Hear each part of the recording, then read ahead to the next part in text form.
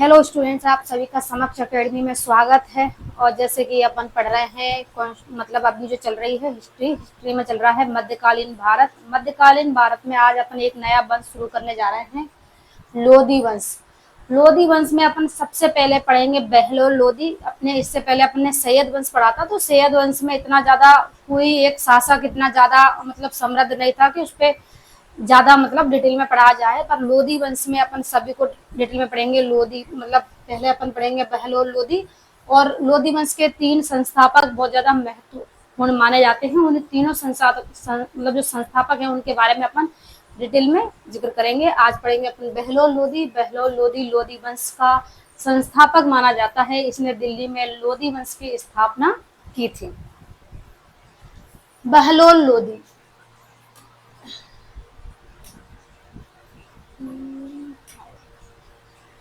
बहलोल लोधी 1451 से 1489 तक इसका शासन रहा। काफी लंबे टाइम तक मतलब इसने शासन किया और अपने शासन में इसने काफी चीजों में सुधार किया। सैयद वंश की जो चीजें थी उनमें काफी अच्छी तरह से इसने सुधार किया और अच्छी तरह से अपना प्रशासनिक कार्य इसने किया। बहलोल लोधी दिल्ली सल्तनत का पहला लोधी वंश का शासक था। बहलोल लोधी था जो दिल्ली सल्तनत का पहला शासक था। कौन से वंश का? लोधी वंश का।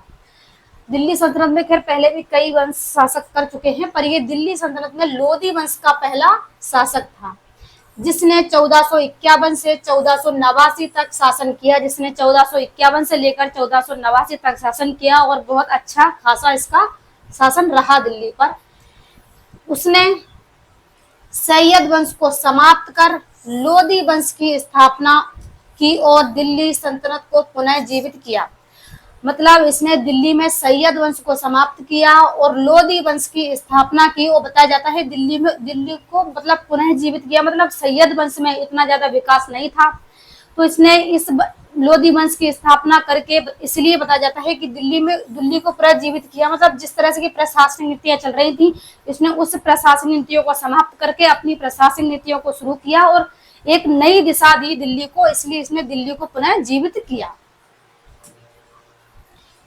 प्रशासनिक जीवन और सत्ता का आगमन। मतलब इसका प्रशासनिक जीवन कैसा रहा? इसका प्रशासनिक जीवन काफी अच्छा था। इसने काफी सत्ताओं का आगमन किया और अपने प्रशासनिक जीवन में इसने बहुत से सुधार किए। जन्म। बहलोल लोधी का जन्म अफगानिस्तान के गिलजाई काबिले में हुआ था। मतलब ये काबिले का रहने वाला था। अफगान में काबिले बहुत फेमस माने जाते हैं और अभी भी वहां पर कई काबिले बसे हुए हैं और ये अफगान के काबिलों का रहने वाला था। जो काबिल के जो अफगान के जो लोग थे, जो काबिलों में रहने वाले जो व्यक्ति थे, अफगानी जो काबिलों में रहने वाले व्यक्ति थे, वो व्यक्ति अपने धार्मिक चीजों में और अपने आप में कई चीजों में वो महत्व देते थे। जैसे अपने भाईचारे में महत्व देते थे, अपनी प्रशासनिक चीजों में महत्व देते थे और सबसे ज्यादा ये अपने भाईचारे को महत्व देते थे। इसीलिए आगे जो अफगान सरदार अपन आगे पढ़ेंगे, मुगल वंश जो पढ़ेंगे उसमें अपन बाबर को पढ़ेंगे। तो जो ये लोग थे ना, ये अपने भाईचारे को महत्व देकर और जैसे अपन पढ़ेंगे आगे कि इन्होंने अपनी अपनी संस्था को स्थापित किया। मैंने वंशानुक्रम शुरू हो जाएगा क्योंकि ये इस चीज को महत्व देते थे। ये एक काबिले का रहने वाला था। मतलब जो काबिले बने हुए थे वहां के रहने वाला ये व्यक्ति था। इसकी पृष्ठभूमि मतलब किस प्रकार इसकी पृष्ठभूमि रही, वह एक पश्तून यानी अफगान सरदार था। वह एक अफगान सरदार था जैसे मैंने आपको बताया। और सैयद वंश के समय सरहिंद का गवर्नर था। मतलब ये एक अफगान सरदार था। कहाँ का व्यक्ति था? अफगान का। और ये अफगान सरदार था और सैयद वंश के समय ये सरहिंद का गवर्नर था। मतलब सैयद वंश के समय भी इसका दिल्ली में काफी अच्छा शासक, काफी अच्छा पद था। मतलब गवर्नर का इसका पद था। मतलब पहले से ही ये वंश और रीतियां, राजनीतियां जो चीजें थी, प्रशासनिक जो चीजें थी, ये पहले से भी अपने जीवन में मतलब धारण कर चुका था। इसलिए ये इसके बाद ये शासक बना तो इसने काफी अच्छी तरीके से अपने शासन को संभाला। सत्ता प्राप्ति 1451 में ये दिल्ली के गद्दी पर बैठा और दिल्ली मतलब 1451 में इसने दिल्ली में सैयद वंश का अंतिम कर शासक अलाउद्दीन आलम शाह ने सुरक्षा उसे दिल्ली का सुल्तान बना दिया। 1451 में जो सैयद वंश का जो शासक था अलाउद्दीन आलम शाह, इसने अपनी स्वेच्छा से मतलब अपनी इच्छा से किसको, बहलोल लोदी को दिल्ली का सुल्तान बना दिया था। किसने? आलम शाह। आलम शाह ने मतलब अलाउद्दीन आलम शाह ने इसको अपनी इच्छा से, अपनी स्वेच्छा पूर्वक थी, इसके जो कार्य थे, गवर्नर था ये पहले का, जो इसकी नीतियां, इसके प्रशासनिक कार्य काफी अच्छे थे, इसीलिए इसने इसको पहले से ही दिल्ली का सुल्तान बना दिया था। और सैयद वंश के अंत होने के बाद तो ये दिल्ली की गद्दी पर बैठा ही था। अब पढ़ेंगे बहलोल लोदी का शासन, मतलब किस टाइम तक इसका शासन रहा। तो 1451 से जैसे मैंने बताया 89 तक इसका अच्छा शासन रहा। विस्तार मतलब इसके राज्य विस्तार और सैन्य उपाधियां, मतलब इसने अपना कितने कितने सीमाओं तक, कितनी कितनी जगह तक अपना राज्य विस्तार किया और कौन कौन सी इसने उपाधियां धारण की। जौनपुर पर विजय प्राप्त की इसके राज्य विस्तार में, कब की? 1479 में। 1479 में इसने जौनपुर पर विजय प्राप्त की। बहलोल लोदी ने सरकी वंश को हराकर जौनपुर को अपने साम्राज्य में मिला लिया। पहले किसका था? सरकी वंश का शासक था और इसने सरकी वंश के शासक को हराकर इसने अपने जौनपुर मतलब अपने जौनपुर राज्य में इसने मिला लिया, जो इसने विजय प्राप्त की थी। इससे पहले सरकी वंश का अच्छा शासक चल रहा था, पर इसने उसको हराकर अपने राज्य में मिला लिया, इसमें जौनपुर में। मेवाड़ और ग्वालियर पर आक्रमण, उसने राजपूतों राज्यों के खिलाफ मुहिम चलाई, मतलब उसने मेवाड़ और ग्वालियर पर आक्रमण किया। इन जो यहाँ के जो राजपूत थे उन पर उसने मुहिम चलाई, लेकिन पूर्ण तरह सफलता प्राप्त नहीं हुई। जो इसने यहाँ पर जो अपनी नीतियां चलाई थी, जो अपने नियम लागू किए थे, वो कहीं ना कहीं पूरी तरह से मतलब पूरी तरफ से सफल नहीं रहे, तो असफल भी नहीं माना जा सकता।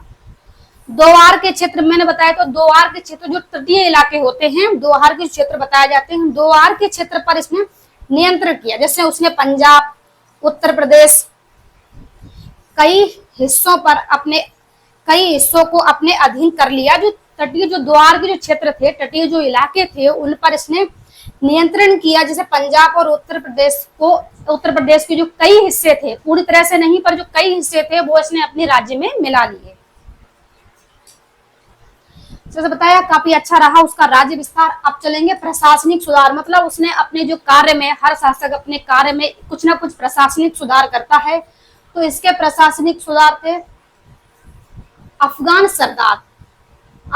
सरदार को महत्व। बहलोल लोदी ने अपने साथी अफगान सरदारों को, मतलब इसने अपने अफगान सरदार थे, मैंने पहले भी कहा था, जो कबीले और जो अफगान के जो व्यक्ति जो लोग थे, वो अपने लोगों को बहुत महत्व देते थे। जैसे अपन ने आगे वंश में पढ़ा कि कोई दास राजा बन गया, कोई किसी ने किसी को हरा दिया तो वो राजा बन गया, पर ऐसा नहीं है। इन्होंने अपने लोगों को महत्व दिया, मतलब अन्य जो लोग थे, अन्य जो व्यक्ति थे, अन्य जो शासक थे उस टाइम, उनको महत्व नहीं दिया। इसने अपने अफगान के लोगों को महत्व दिया। जैसे दौलत खान और फतेह खान को उसने उच्च पद दिया, मतलब अपने अफगान के जो व्यक्ति थे, उनके जो शासक जो लोग थे, उनको इसने उच्च पद दिया। केंद्रीकृत शासन, उसने सरदारों को अधिक स्वतंत्रता दी और उसने साम्राज्य स्थिरता लाई, मतलब उसने अपने जो सरदार थे उनको स्वतंत्रता दी और उनमें क्या लाई? उसने साम्राज्य, मतलब साम्राज्य में स्थिरता लाई। उसने अपने लोगों को पूरी तरह से स्वतंत्र किया, पूरी तरह से स्वच्छता दी उसने, और अपने लोगों को क्या किया? उसने अपने साम्राज्य में इस तरह से एक स्थिरता लाई, मतलब अपने लोगों को स्थापित करके, अपने लोगों को पद देकर इसने साम्राज्य में एक स्थिरता ला दी, मतलब ज्यादा उपद्रव के साम्राज्य में नहीं रहा। न्यायप्रिय, बहलोल लोदी न्यायप्रिय के लिए बहुत ज्यादा जाना जाता है, क्योंकि इसने इसके शासन काल में जितने भी कार्य थे, इसने न्यायप्रिय तरीके से और शांतिपूर्वक तरीके से किए थे। न्यायप्रिय शासक, उसने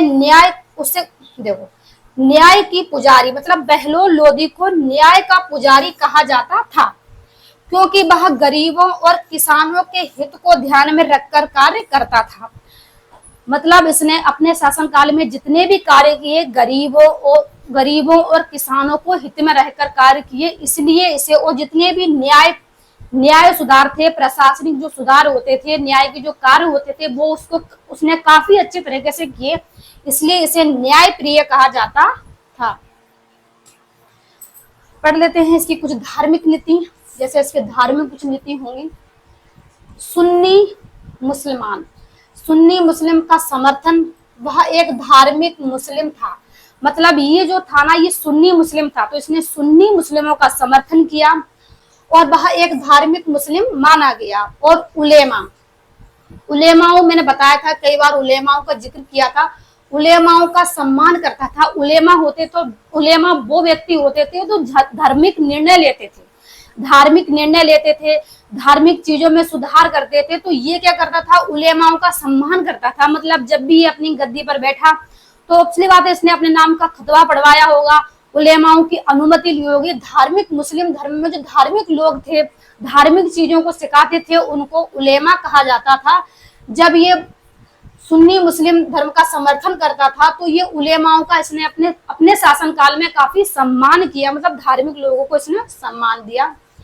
हिंदुओं के प्रति सहिष्णुता, उसने हिंदू जनता और राजपूतों के साथ उदारता से व्यवहार किया, मतलब हिंदू के प्रति इसने सहिष्णुता, मतलब इसकी स्नेह पूर्ण भावना थी, हिंदुओं को भी सम्मान करता था, उनके लोगों को भी समान समझता था, सभी नीतियां, सभी नियम, जो सभी चीजें थी, प्रशासनिक चीजें थी, उनको भी पूरी तरह से अपनाने का अधिकार देता था। इसीलिए इसे उदार व्यवहार वाला व्यक्ति माना गया। अब मृत्यु और उत्तराधिकार, मतलब इसके मृत्यु के बाद कौन बनेगा। 1489 में मृत्यु, बहलोल लोदी की 1489 में मृत्यु हुई।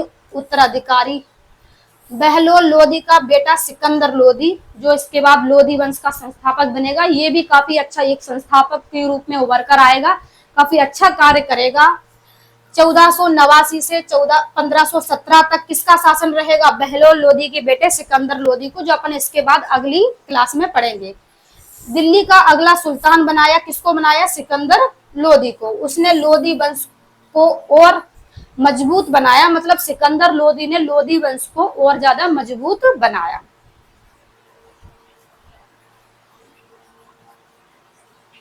अपन पढ़ते हैं अब इसका निष्कर्ष। देखो, किसी भी वंश के बारे में अपन पढ़ते हैं, उसको समझते हैं, तो उसी को जो पूरा सार निकलता है उसी को निष्कर्ष कहा जाता है। और ज्यादा तरह से जो क्वेश्चन बनते हैं वो कहीं ना कहीं निष्कर्ष से क्वेश्चन बनते हैं, क्योंकि अब जितने भी क्वेश्चन आ रहे हैं वो डिटेल में पूछे जा रहे हैं, फैक्टली क्वेश्चन कम पूछे जा रहे हैं। तो कहीं ना कहीं निष्कर्ष जो होता है, किसी भी क्लास का निष्कर्ष एक महत्वपूर्ण माना जाता है, क्योंकि ज्यादा तरह से क्वेश्चन तो पूरे सार को ही निकाल के बनाया जाता है ना, क्या कहना चाहता है। निष्कर्ष में अपन को ये समझ में आता है कि जो अपन ने पढ़ा अभी तक, ये पूरा वंश, जिस वंश में अपन ने जिस राजा के बारे में पढ़ा, या फिर अपन ने जिस भी क्लास में किसी भी क्लास को पढ़ा, उसका अपन निष्कर्ष पढ़ते हैं, तो निष्कर्ष में अपन को ये समझ में आता है कि ये क्या कहना चाहता है।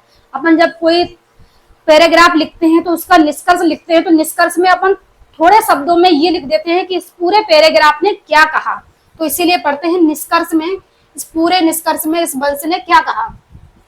बहलोल लोदी अफगान साम्राज्यवाद की शुरुआत, दिल्ली सल्तनत और एक नया जीवन दिया। मतलब बहलोल लोदी, जैसे अपन ने पढ़ा, बहलोल लोदी अफगान का था और उसने दिल्ली में क्या करा, दिल्ली में मतलब लोदी वंश की स्थापना करी। तो बहलोल लोदी ने अफगान साम्राज्यवाद की शुरुआत की और दिल्ली सल्तनत को एक नया जीवन दिया। ये पूरा इसका एक सार कहना चाहता है लोदी वंश का, बहलोल लोदी के बारे में, कि बहलोल लोदी अफगान का एक प्रथम व्यक्ति था जिसने दिल्ली में लोदी वंश की स्थापना करी और ये मान लो कि दिल्ली को एक नया जीवन दिया। शासनकाल स्थिरता, मतलब शासनकाल में स्थिरता रही, काफी विस्तार रहा और समय भी सही था, मतलब काफी विस्तारित इसका समय था, काफी लंबे टाइम तक भी इसका शासन रहा, जिसने भारतीय इतिहास को लोदी वंश का महत्व बताया। मतलब इसने लोदी वंश को स्थापित किया दिल्ली में, तो भारत की जो इतिहास था उसमें एक लोदी वंश के महत्व को बताया कि हमारे भारत के इतिहास में लोदी वंश भी एक महत्व है। ये इसका सार कहना चाहता है, इसका निष्कर्ष कहना चाहता है कि दिल्ली में एक नया अफगान के सरदार था, मतलब बहलोल लोदी, जिसने दिल्ली में लोदी वंश की स्थापना की और काफी अच्छा उसका विस्तार रहा, काफी अच्छा उसका प्रशासनिक कार्य रहा और भारतीय इतिहास में लोदी वंश का इसने महत्वपूर्ण मतलब स्थान दिया। ये इसका निष्कर्ष माना गया, पूरा उसका निष्कर्ष ये निकला। आगे अपन पढ़ेंगे सिकंदर लोदी। आई होप आपको ये क्लास अच्छी लगी हो। अब आपको कंटिन्यू क्लासें मिलेंगी और मध्यकालीन हिस्ट्री जल्द से जल्द कवर करने की कोशिश करेंगे।